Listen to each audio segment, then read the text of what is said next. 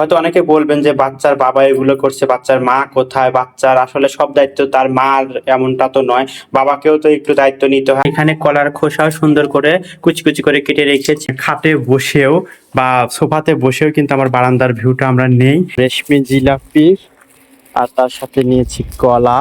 আসসালামু আলাইকুম, কেমন আছেন আমাদের প্রিয় ইউটিউব এবং ফেসবুক বন্ধুরা? আশা করি সবাই অনেক অনেক ভালো আছেন। আর এই মহিমান্বিত রমজান মাসে সবাইকে নতুন একটি ভিডিওতে আমন্ত্রণ জানাচ্ছি। যে যেখান থেকে আজকের ভিডিওটি দেখছেন, আশা করি সবাই পরিবার পরিজন এবং সবকিছু মিলিয়ে অনেক অনেক ভালো আছে। প্লিজ সবাই ভিডিওটিতে একটি লাইক দিয়ে ভিডিওটি না টেনে পুরো ভিডিও জুড়ে আমাদের সাথেই থাকবেন। চলে এসেছি রান্নাঘরে। আসলে তাপসির তো খাবে, এই কারণে অল্প একটু চাল তুলে দিচ্ছি। এই যে চালটা একটু হালকা ধুয়ে নিচ্ছি। আর চাল ধোয়া পানিটা কিন্তু আমি কালেক্ট করে রেখেছি। এখানে কলার খোসাও সুন্দর করে কুচি কুচি করে কেটে রেখেছি। আর গতকালকে মানে আজকে ভোর রাতে সেহরি খাওয়ার পরে কিন্তু আমি অ্যাজ ইউজুয়াল ক্লিন করে রেখেছি পুরো রান্নাঘরটা। এটা সবসময় করি, সেটা ইফতারের পরে হোক, রাতে ঘুমানোর আগে হোক বা সেহরির পরে হোক, আমি পরিষ্কার পরিপাটি করে রাখি। আর এটা দেবো হচ্ছে গাছের জন্য, দিলে গাছ অনেক ভালো হয়। চাল ধোয়া পানি। আর এখানে হচ্ছে আমি একটু কলার খোসা সুন্দর করে কুচি কুচি করে কেটে রেখেছি। আর তার আগে চালটা আমি আগে ধুয়ে চুলাতে দিয়ে দেব হতে হতে তার তাপসির খাবে। তাপসিরের জন্য এই যে রাইস কুকারে ভাত উঠিয়ে দিলাম, হতে থাক। আর এই ফাঁকে আমি একটু গাছগুলোতে পানি দেব। তবে একটা জিনিস খেয়াল রাখতে হবে, কলার খোসা ভিজিয়ে রাখা লাগে, তার একটু সময় রাখলে ভালো হতো, কিন্তু আমি এখনই দিয়ে দিচ্ছি। আর আসলে চাল ধোয়া পানি বেশিক্ষণ রেখে গাছে দেওয়া ঠিক না, এতে কিন্তু ব্যাকটেরিয়া জমে যেতে পারে, যেটা গাছের জন্য ক্ষতিকর। আর কলার খোসা বা যে কোনো পচনশীল এগুলো কিন্তু গাছের গোড়ায় সরাসরি দেওয়া ঠিক না, এতে কিন্তু ফাঙ্গাস জন্মাতে পারে এবং গাছের ক্ষতি করতে পারে, গাছের শিকড়ে পচন ধরাতে পারে, গাছের মানে পচন ধরাতে পারে। এই কারণে এগুলো সরাসরি গাছে না দেওয়াই ভালো, পচিয়ে সার করে দিতে পারলে সবচেয়ে ভালো হয়। যাই হোক, আমি সুন্দর করে সবগুলো খোসা পরিষ্কার করে নিয়েছি। আর একটু বেশি সময় রাখতে পারলে ভালো হতো, কিন্তু চাল ধোয়া পানিটা আর কি আমি বেশি সময় রাখবো না, তাড়াতাড়ি গাছে দিয়ে দেবো। আর কলা যেহেতু রোজার মধ্যে খাওয়া হবে, খোসা আরো কালেক্ট করব, তারপরে শুধু খোসা ভিজিয়েও পানি দেবো। আর আজকে যেহেতু শুক্রবার আমি বাসায় আছি, তাই টুকটাক একটু এগুলো নিয়ে থাকবো। আর আমার কিন্তু বাসায় এগুলো নিয়ে থাকতে বেশ ভালোই লাগে, আমি এনজয় করি অনেক বেশি। আর এই যে আমি পানি নিয়ে চলে এসেছি, আর তাপসিরও চলে এসেছে। বাবা ছেলে দুজন মিলেই গাছে এখন পানি দেব, অল্প অল্প করে দেব। আসলে গাছে যে খুব বেশি পানি দরকার তা না, আমি মাঝে মধ্যেই বেশি করে পানি দেই। এই জন্য প্রত্যেকটা গাছেই অল্প অল্প করে দেব। আপু দেখি সরো গাছের, হ্যাঁ তুমি ওদিকে সরো সরো, এদিকে আসো। এই অল্প অল্প করে প্রত্যেকটা গাছেই দেব। আসলে একটু পুষ্টি দরকার, মানে মেইনলি গাছে পানি দেওয়ার চেয়ে আমি দিচ্ছি যে চাল ধোয়া পানিটা, এটা যেন গাছ পায়। এই তো, তবে গাছের উপরে দেব না, এগুলো সব গাছের গোড়ায় দেব, কারণ উপরে দিলে এগুলো পাতা সমস্যা হতে পারে। হ্যাঁ হ্যাঁ, খাবার পাচ্ছে, যেমন সোনা বাবা সবই বোঝে, গাছ খাবার পাচ্ছে। তো এভাবে অল্প করে করে আমি দিব, প্রত্যেকটা গাছে দিব। তো আমি অফ ক্যামেরায় বাকি সব গাছগুলোতে দিয়ে দিচ্ছি। গাছে পানি দিতে দিতে এই যে এটা এখান থেকে ফুলে পড়ে গেল। তাফসির বলছে বাবা ফুল পড়ে গেল। আসলে একটু কষ্টই হচ্ছে, গাছের ফুল গাছে থাকলে কিন্তু সুন্দর লাগে। আর বাগানের সৌন্দর্যটা, যাই হোক, এখন যেহেতু ফুলে এভাবে খুলে পড়ে গেছে, আমি এটা আমার রুমে সুন্দর করে সাজিয়ে রাখবো, রুমের সৌন্দর্যটা বাড়িয়ে নেব। তবে গাছ থেকে কিন্তু ফুল ছেঁড়া ঠিক না, ফুল হচ্ছে গাছের সৌন্দর্য। এই যে এটা আমার ঘরের সৌন্দর্য, আমার বাগানের সৌন্দর্য, আমার মনের সৌন্দর্য। তো আমি বাকি গাছগুলোতেও পানি দিয়ে নিচ্ছি। মাশাআল্লাহ, সবগুলো গাছে আমি পানি দিয়ে দিয়েছি। আর এইটুকু থাক, দুপুরবেলা দিনের বেলা আমি একটু চেষ্টা করব সুন্দর করে জল ছিটিয়ে ছিটিয়ে দেওয়ার জন্য, মানে একটু ঝুমঝুম করে গোসল করিয়ে দেওয়ার জন্য। এই যে চন্দ্রমল্লিকা গাছ, এটাতে কিন্তু একদমই ছোট্ট একটা গাছ কিনেছিলাম যখন সিজনের শুরু হয়। তো এখন কি সুন্দর ঝুমঝুম করে কিন্তু কলি এসেছে, ফুলও ফোটা শুরু করে দিয়েছে। আমার এই বাগানে অল্প কয়েকটা গাছ রেখেছি, এই যে কেলাঞ্চ গাছ, অল্প একটু ছোট্ট গাছ, সেখানে কি সুন্দর ফুল ধরেছে, আর একটা সুন্দর গাছ হচ্ছে। তো এগুলোতেও আমি অল্প করে করে একটু দিয়ে দিচ্ছি পানি, সেই চাল ধোয়া পানিটা, এগুলো কিন্তু গাছের জন্য উপকারী। এই তো আমার বাসার মানে পাশে এই যে সকালটা কি সুন্দর হয়েছে। আসলে ইচ্ছে ছিল আজকে অনেক লম্বা ঘুম দেবো, গত ভিডিওতে বলেছিলাম যে সেহরি খেয়ে লম্বা একটা ঘুম দেবো, কিন্তু ওই যে অভ্যাস সকালবেলা ওঠার। হ্যাঁ আব্বু, হ্যাঁ তার আমি একটু যে ভয়েস দিয়ে নি, হ্যাঁ তুমি একটু চুপ থাকো। তো আসলে তাফসিরের এত কোয়েশ্চান, সে অনেক বেশি কোয়েশ্চান করে, ওর কোয়েশ্চেনের উত্তর দিতে দিতে আমরা মাঝে মাঝে টায়ার্ড হয়ে যাই। এই বাচ্চারা এই পাশে খেলা করছে মাশাআল্লাহ। সকালবেলা শুক্রবার আজকে, আর সেই সাথে রমজান মাস ছুটির দিন, বাচ্চাদের তো লম্বা ছুটি, ওরা এভাবে খেলাধুলা করছে দেখে ভালো লাগলো। আর এই যে অলওয়েজ মোরগ ডাক, এটা তো আমার বাসার এখন নিত্য নতুন একটা মানে দৃশ্য, ভালোই লাগে। তো আর কি সুন্দর একটা মিষ্টি সকাল এভাবেই শুরু হলো ছুটির দিন। আর রমজান মাসের প্রথম শুক্রবার, এই দিনটা কিন্তু আমাদের জন্য অনেক গুরুত্বপূর্ণ একটা দিন। তো এভাবে সকালটা আলহামদুলিল্লাহ শুরু হয়ে গেল। মাশাআল্লাহ, সবার সকাল সবার দিনটা অনেক সুন্দর হোক এমন প্রত্যাশা করছি। গাছে পানি দেওয়া শেষ, এখন তাফসীরের জন্য ডিম সিদ্ধ দেব। এই তো ডিম সিদ্ধ করার জন্য এখানে পানি নিয়ে নিলাম, ইন্ডাকশন চুলাতে দিয়ে দিলাম, এখানে ডিম দিয়ে দিলাম। আর এই যে এখন সুইচটা অন করে দিচ্ছি, ডিম সিদ্ধ হতে থাক। একটু অল্পতে দিলাম, বেশি দিলে দেখা যাবে যে পুড়ে যাবে। ছয়শতে দিয়ে দিলাম, হতে থাক। আর এটাতে অল্প একটু লবণ দিলে কিন্তু ডিমের টেস্ট আসে। এর জন্য ভাত উঠে দিয়ে আগে ওই পাশটা ক্লিয়ার করে আসলাম, এদিকে গোছাবো, গোছাতে গোছাতে ওর ভাত হয়ে যাবে, তখন ওকে খাওয়ানো যাবে। তো এই তো আমরা এখন মশারি তুলে এই করে গুছিয়ে রাখবো। আর এটার জন্য তাফসীর অনেক এক্সাইটেড। মশারি টানানোর সময় সে যেরকম এক্সাইটেড থাকে সেরকম তোলার ক্ষেত্রে অনেক, বাবা যে কোনো তোলার, তুমি খুলবো? আচ্ছা খুললাম, এই না, এই তুমি খুলবে? আচ্ছা, আমি খুললে সে মন খারাপ করে, এই কারণে তাকে দিয়ে খোলাবো। আবার যেখানে লাগিয়ে দিলাম, চলো তুমি খোলো, চলো। আচ্ছা, সে একা একাই খোলে, সুন্দর করে সে খুলে নিল। এখন বাকিগুলো সে তুলবে। মশারি তুলে সুন্দর করে গুছিয়ে ওয়ার্ড্রবে রেখে দিলাম। আর এই যে এখন কাঁথা ভাঁজ করে নেব।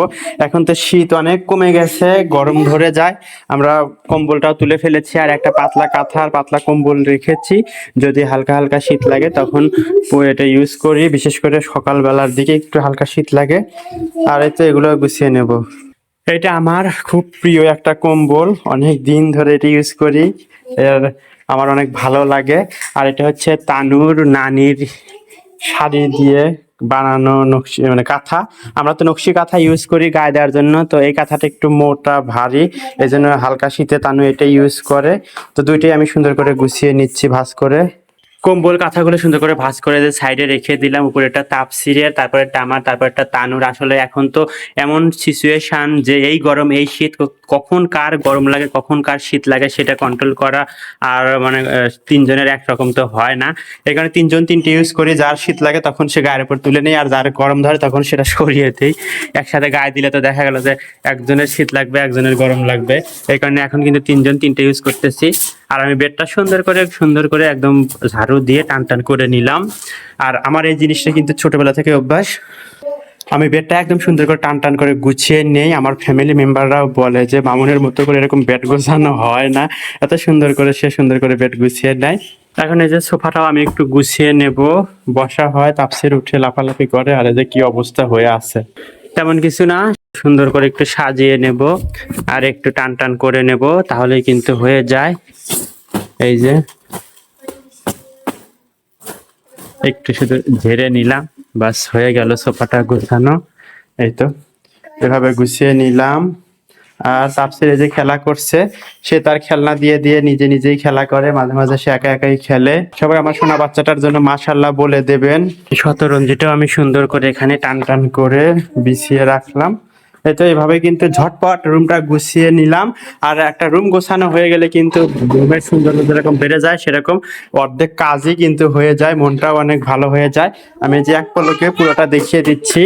এই যে এভাবে গুছিয়ে নিয়েছি, তবে জানালাটা এখনো খুলে দেইনি, এটাও খুলে দিচ্ছি। সকালবেলা আসলে জানালা খুলে এই যে রোদটা আসে, এতে কিন্তু অনেক বেশি ভালো লাগে। বারান্দাটাও খুলে দিচ্ছি, একটু এতে গাছে পানি দিলাম। মাশাআল্লাহ, এই যে দেখেন আমার রুম থেকে বারান্দার ভিউটা দেখাচ্ছি, মানে খাটে বসেও বা সোফাতে বসেও কিন্তু আমার বারান্দার ভিউটা আমরা নেই, অনেক বেশি ভালো লাগে, অনেক বেশি এনজয় করি। এই যে ফুলে ফুলে ভরে আছে, খুব বেশি ভালো লাগে আমার কাছে এরকম দেখতে। এই যে এদিকে ডিম সিদ্ধ হয়ে গেছে, আমি এটা এখন ছিলে তাফসীরকে দেব। তো এটা এখন আমি ছিলে নেব, হালকা একটু ঠান্ডা পানিতে ভিজিয়ে রেখেছি, এখন এটা ছিলবো। হয়তো অনেকে বলবেন যে বাচ্চার বাবা এগুলো করছে, বাচ্চার মা কোথায়? বাচ্চার আসলে সব দায়িত্ব তার মার, এমনটা তো নয়। বাবাকেও তো একটু দায়িত্ব নিতে হয়। আর যেহেতু ছুটির দিন, আমি চাইলেই তো আজকে একটু ওদেরকে সময় দিতে পারি, তাফসিরকে সময় দিতে পারি, তাফসিরের মাকে একটু হেল্প করতে পারি। আসলে তাফসিরের মা একটু অসুস্থ, আর ছুটির দিন আমি একটু তাফসিরকে সময় দিচ্ছি। এটা কিন্তু আমারও ভালো লাগা কাজ করে যে বাচ্চাকে একটু সময় দিলাম। তো এখন এটা ছিঁড়ে নিচ্ছি। এই যে তাফসিরের জন্য ডিম নিয়ে এসেছি, এখন ওকে ডিম খাওয়াবো।